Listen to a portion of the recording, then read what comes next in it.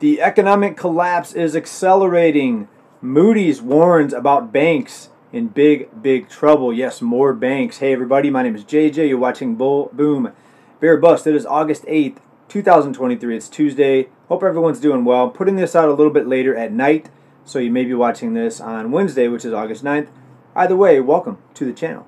And as I like to remind everyone, we're in a slow motion economic collapse. This whole economy, this economic scheme was designed on borrowing never-ending amounts of money. They had to completely eliminate the debt ceiling. Back in 1971, they had to detach the dollar from gold so they can print enough money to keep this whole pyramid scheme operational. And so this is where we're at now. And you don't have to believe me. When it comes to a pyramid scheme, just look at your money, look at the dollar bill, and look at the pyramid with the seeing eye on your dollar bill. Take one out of your wallet right now. The seeing eye is watching you. It's watching you to see if you know that this whole thing is a scheme. It's a pyramid scheme, and that we're at the end of the road here. I mean, we're approaching the end of the road. I shouldn't say the end of the road because they always find more road to kick the can down, it seems like. But things are changing. I mean, it's not like they're kicking the can down the road and things are staying exactly the same. No, we've got defaults rising. Debt is starting to surge, both national debt and just regular consumer debt, household debt. And we've got some staggering numbers, in my opinion. Here's some staggering information, shocking information to go over here today. First, let's start right here. Moody'S reminds investors that regional banks aren't out of the woods yet. So there was this big sell-off today in smaller and regional banks. You know, if you've been on this channel, that all the banks are insolvent. The only reason that they're still operational and in existence is because they had to pass all of these basically laws or regulations that says that banks don't have to hold any money and they can still keep loaning out money. So that means it doesn't matter, you know, how many people default, how many people don't pay back their loans. And it really doesn't matter how much money people pull out of the bank, but I think there's a concerted effort here to shut down a lot of the smaller and regional banks. So, of course, we have too big to fail over here, the mega banks, and we have not too big to fail, the other 90% something of banks. And we're going to see big consolidation here over the next few years. And yes, we're going to see a lot more bank failures. But if they were even-handed across the board, all the banks would be shut down because all of them do not have the money in reserves that they loaned out, right? So technically, they're all in default status or insolvency status, but you know they've twisted the game here. They've twisted the rules to benefit some of the big banks over here and to not help the people over there, right? I'm sure you're pretty familiar with the whole concept of unequal treatment. Unequal laws and unequal justice system. You know, it all goes hand in hand, and that's the whole one of the parts of the whole scheme. It's just one of the many moving parts. Moody's regional banks fell today on Tuesday as Moody's basically warned investors, downgrading 10 mid-size institutions by a full notch of a downgrade. And so it's surprising that investors are selling the stock now like they didn't know that these things exist, the things that we talk about almost every report here. Somehow these investors that have a lot of money and enough money to move the stock, we're talking about billionaires here, they didn't know that these problems persisted in the banking system. So now that Moody's came out and warned everybody, now investors are selling off. I mean, unbelievable. Like, it always makes me scratch my head. You know, how do these wealthy investors become wealthy if they don't know the basics of the banking system and what's happening here? So I think there's a lot of other things to that story. I don't think they got wealthy legitimately, if you know what I mean. I think they're more well connected. We're talking about the big top 10% investors here, and on that note, they do own about close to 90% of all stocks. By my last estimate, the last time I checked, it was about 88% of all stocks out there in existence total are owned by the top 10%. So pretty mind-boggling and shocking when you look at the small group that actually runs the markets. As soon as they start selling, the entire market drops. So that's what's controlling the markets right now. Moody's also warned about a review of 6 other banks for possible downgrades. And there's some bigger names in here. U.S. Bank, Truist, State Street, Bank of New York Mellon, while assigning negative outlooks to PNC, another big bank, Citizens Financial, and Fifth Third, very large regional banks there. So, of course, we're not out of the woods. You don't need Moody'S to remind you of that because all the banks are technically insolvent. Why? Because we have fake digital money that they're creating at the click of a mouse. And that's why you see other countries now moving to gold, which has historically been seen and been used as actual money, as real money. And it's very surprising how much different the world is when you can't just create endless amounts of this money. You have to actually have a limit to the amount of money you can create, or to the amount of money you can just put out there. And that's where we have this gold backing. Hopefully silver will be integrated in the very near future. I think it will. Pretty sure it will, my opinion.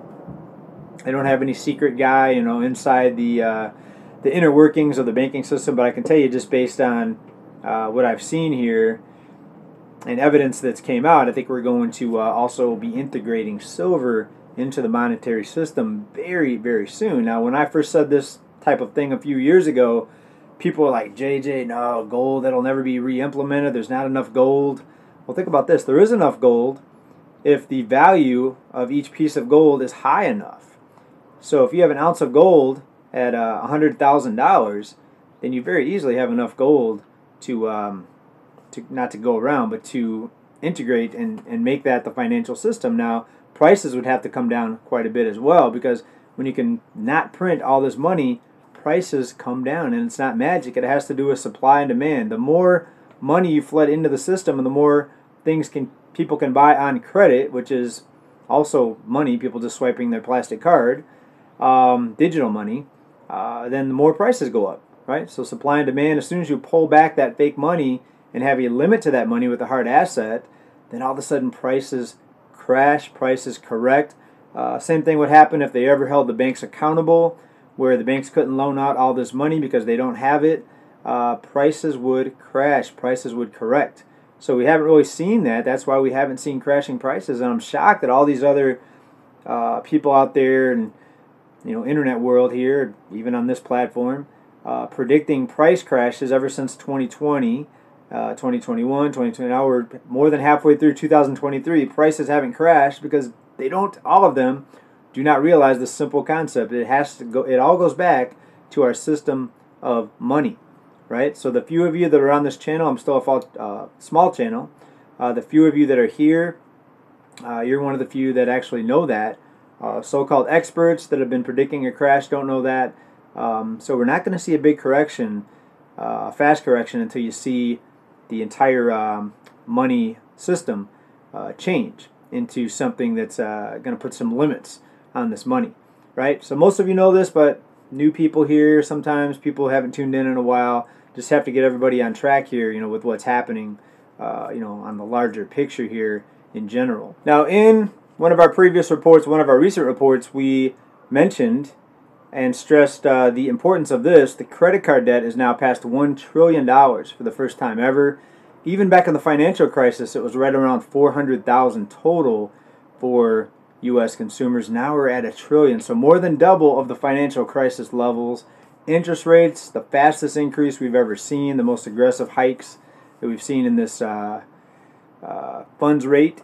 And this is going to be big trouble, big pain. We're already seeing things start to go back to what things were headed towards before 2020. Remember, before 2020, things looked very similar to what we're seeing now. Debt was skyrocketing. I'm talking about consumer debt.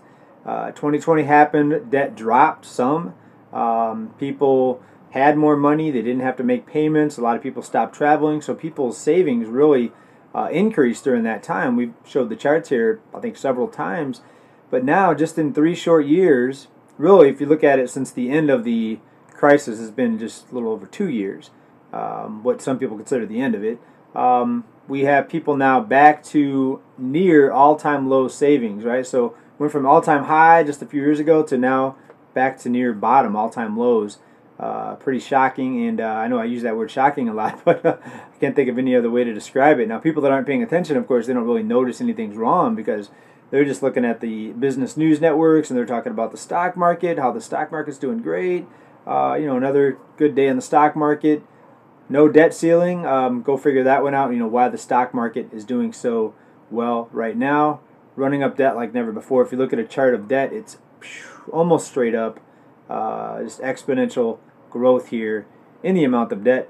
Speaking of the cost of living, here's another piece of data here that disproves the whole 3% inflation that they're telling us. I think most of us here know that that's phony, 3%.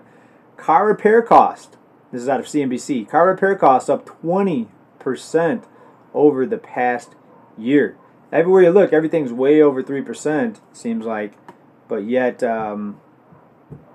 we've got them telling us what the number is and how low it really is. Now, there's a couple areas that we're seeing really slow growth now.